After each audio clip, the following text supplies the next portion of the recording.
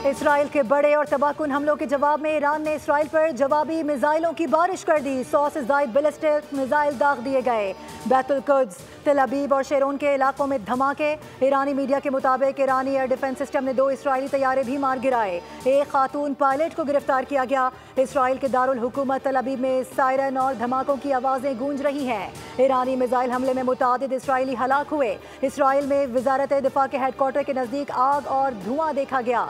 कम अज़ कम 5 मकामात पर हंगामी सूरत हाल है। सायरन बजते ही इसराइली शहरी फिजाई हमलों से बचने के लिए जेर ज़मीन बने बंकर्स की जानिब दौड़ पड़े। शहरियों की चीखो पुकार। ईरानी मीडिया ने दावा किया है कि इसराइल को भरपूर जवाब दिया जा रहा है। ईरान ने इसराइल के खिलाफ जवाबी कार्रवाई को वादा सादिक सोम का नाम दिया।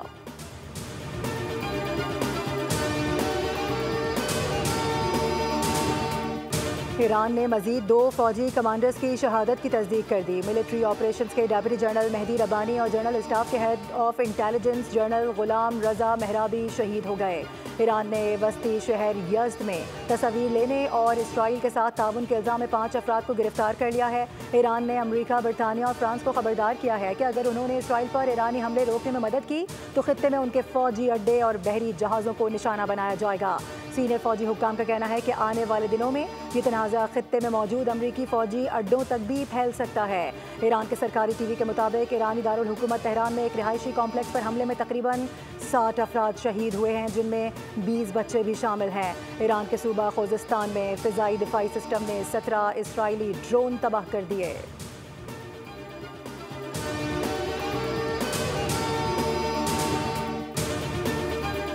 ईरानी जनरल अहमद वहीदी ने कहा है कि ईरानी मिसाइल ने जनूबी तेल अबीब में न्यूक्लियर रिसर्च सेंटर को हिट किया। ईरान ने जवाबी कार्रवाई में इसराइली जारहत के मराकज़ को निशाना बनाया। ऑपरेशन वादा सादिक सोम में इसराइल के कम अज़ कम 150 इसराइली अहदाफ को निशाना बनाया गया है। मकामी मीडिया से गुफ्तगू में कहा है कि ईरान के हमलों से मकबूजा इलाकों में इसराइल को कारी ज़रब लगी है। दूसरी लहर में तेल अबीब, अशदोद, हैफा और बैरसबा में स्ट्रेटेजिक अहदाफ को भी निशाना बनाया गया।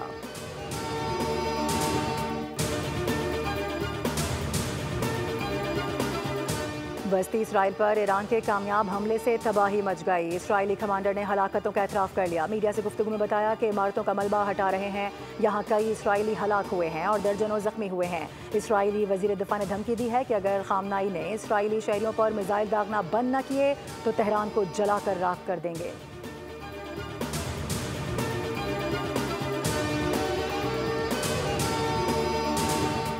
मुस्लिम दुनिया मुत्तहिद न हुई और अपने एजेंडे के तहत मफादात का तहफ़्फ़ुज़ करती रही तो सबकी बारी आएगी। गैर मुस्लिमों के ज़मीर जाग रहे हैं, लेकिन मुसलमानों के नहीं।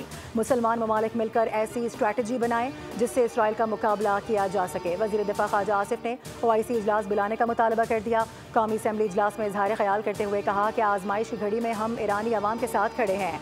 ईरान हमारा हमसाया ब्रदर मुल्क है। इसराइल ने ईरान, फ़लस्तीन, यमन को टारगेट बनाया हुआ है। इसराइल फ़लस्तीनी बच्चों पर जुल्म ढा रहा है। इसराइल फ़लस्तीन की तबाही में मुलव्विस है। इसराइल के हाथ फ़लस्तीनियों के खून में रंगे हुए हैं। पाकिस्तान इसराइल से मुताल्लिक अपने मौक़िफ़ पर पहले दिन से मजबूती के साथ डटा हुआ है। मुस्लिम उम्मा में जहाँ भी इसराइल के ताल्लुकात हैं उनको मुनक़ता हो जाना चाहिए।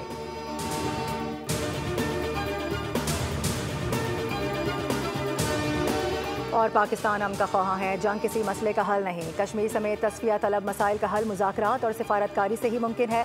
पार्लिमानी वफ़द के सरबराह बिलावल भुट्टो की ब्रसल्स में न्यूज़ कॉन्फ्रेंस। कहा कि भारत पानी को बतौर हथियार इस्तेमाल कर रहा है। एटमी ताकतें होने के बावजूद पाक भारत कशीदगी तेज़ी से बढ़ी। भारत ने हमेशा मुज़ाकरात से इनकार किया। सब्सक्राइब करें और बेल दबाएं ताकि कोई खबर रह न जाए।